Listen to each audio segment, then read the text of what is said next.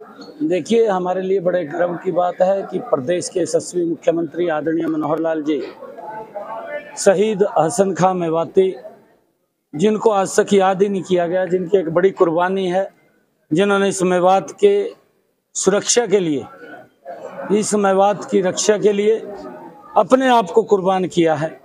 ऐसा महान व्यक्तित्व, उनकी शहीदी के ऊपर प्रदेश के यशस्वी मुख्यमंत्री आदरणीय मनोहर लाल जी 9 तारीख को 11 बजे यहाँ बड़खली चौक के ऊपर एक भव्य जनसैलाब को संबोधित करेंगे। उनकी याद में उनसे लोगों से बातचीत करेंगे। उन्होंने जो कार्य किए हैं उनसे लोगों को जानकारी होनी चाहिए। परंतु आज तक ये देश के अंदर दुर्भाग्य रहा है कि महापुरुषों को तो याद ही नहीं किया गया।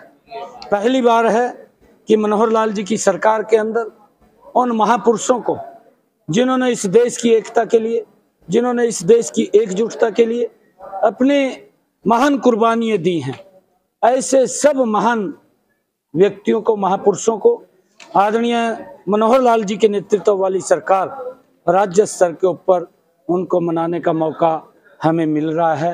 यह हमारे लिए बड़े गर्व की बात है।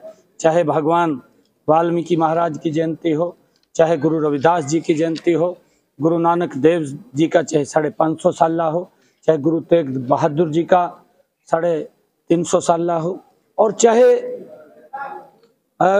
संत कबीर की जयंती हो, डॉक्टर भीमराव अंबेडकर की जयंती हो, और चाहे महाराणा प्रताप की जयंती हो, और चाहे भगवान परशुराम की जयंती हो, राज्य स्तर के ऊपर हमें मनाने का मौका आदरणीय मुख्यमंत्री जी ने दिया। उसी कड़ी के अंदर जो हमारे शहीद हसन खां मेवाती, जिनको आज तक याद नहीं किया गया, आदरणीय मुख्यमंत्री मनोहर लाल जी उनको राज्य स्तर के ऊपर ये कार्यक्रम आयोजन करके, जिसके अंदर लाखों की संख्या के अंदर लोग आएंगे, लोगों के अंदर एक बड़ा उत्साह और जोश देखने को मिल रहा है।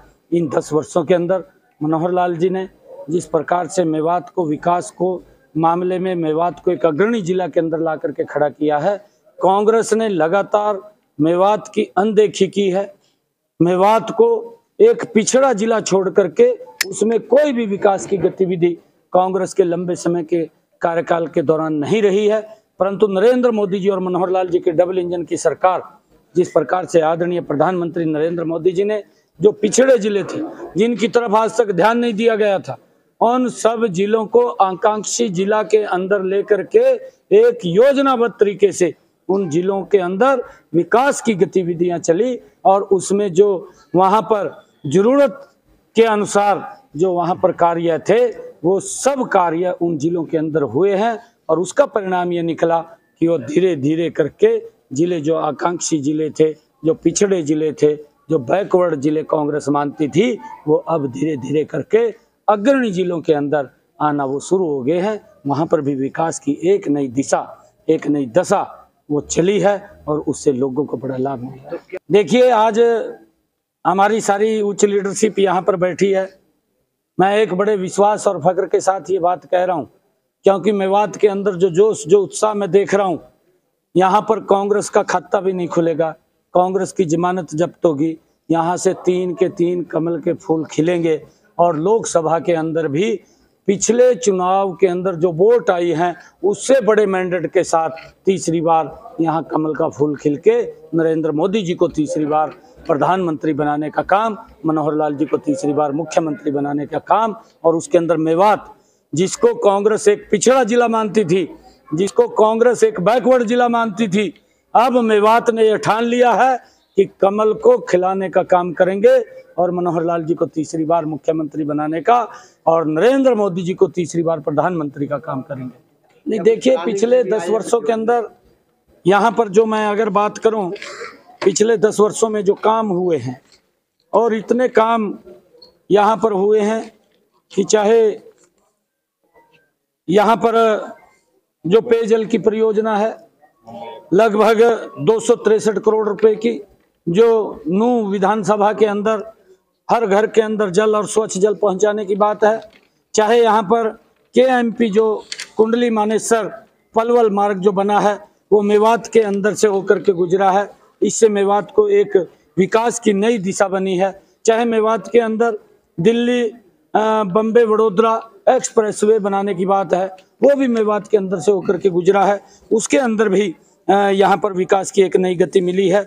चाहे यहाँ पर डेंटल कॉलेज बनाने की बात है और चाहे यहाँ पर यूनानी मेडिकल कॉलेज बनाने की बात है, जो पहली बार ये हरियाणा प्रदेश के अंदर नूह को दिया गया है और इससे ये यहाँ के नूह के लोगों को एक रोजगार के भी साधन खड़े हुए हैं। चाहे नूह के अंदर बिना पर्ची बिना खर्ची के युवाओं को रोजगार दिया गया है। इससे एक बड़ा लोगों के अंदर पॉजिटिव मैसेज है कि ये सरकार ये काम करने वाली सरकार है, ये सभी के हित को सुरक्षित रखने वाली सरकार है और सभी लोगों ने ये निर्णय किया है कि हम कमल का फूल खिलाने का काम करेंगे। देखिए 2-4 दिन में सब कुछ आपको पता लग जाएगा। ये केंद्रीय नेतृत्व हमारा तय करेगा और जैसा भी उनका फैसला है वो हमारे लिए सर्वमान्य है। परंतु हमारे सामने 10 की 10 लोकसभा की सीटें हैं। हमने 10 की 10 लोकसभा पिछले बार जीती थी। अब की बार और बड़े मैंडेट के साथ, बड़े बहुमत के साथ, ज़्यादा वोटों के साथ जीत करके हरियाणा नरेंद्र मोदी जी को तीसरी बार प्रधानमंत्री बनाने में अपनी भूमिका अहम अदा करेगा। उसके लिए हम 10 की 10 लोकसभा की सीटें नरेंद्र मोदी जी के पास भेजेंगे। देखिए ये लोग बौखला चुके हैं, घमंडिया गठबंधन के लोग हैं। अगर आप लोग देखेंगे कि ये घटिया से घटिया टिप्पणी, इससे भी नीचे ये जा सकते हैं। जो व्यक्ति ने भ्रष्टाचार किया, जिस व्यक्ति ने पशुओं का चारा खा लिया, पशु भी भूखे रहे इनके शासनकाल के अंदर, पशुओं को भी चारा नहीं मिल पाया।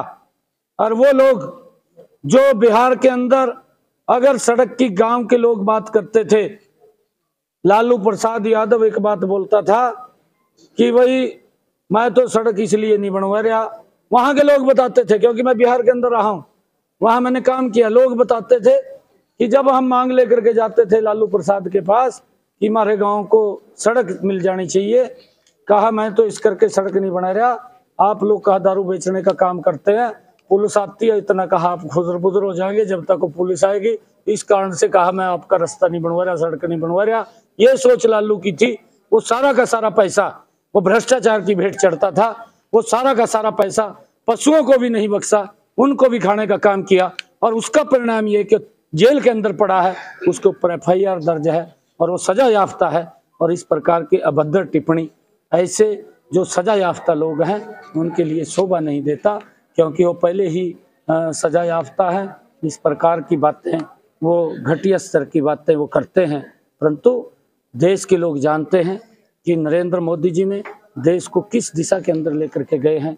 बिहार को भी आदरणीय नरेंद्र मोदी जी ने इन 10 वर्षों के अंदर विकास की एक नई दिशा देने का काम किया है। 80 करोड़ परिवारों तक लगातार राशन पहुंचाने की व्यवस्था की है और बिहार के अंदर भी सड़कों का जाल बिछाने का कार्य नरेंद्र मोदी की सरकार ने किया है। और आज बिहार भी विकास के मामले में पीछे नहीं है।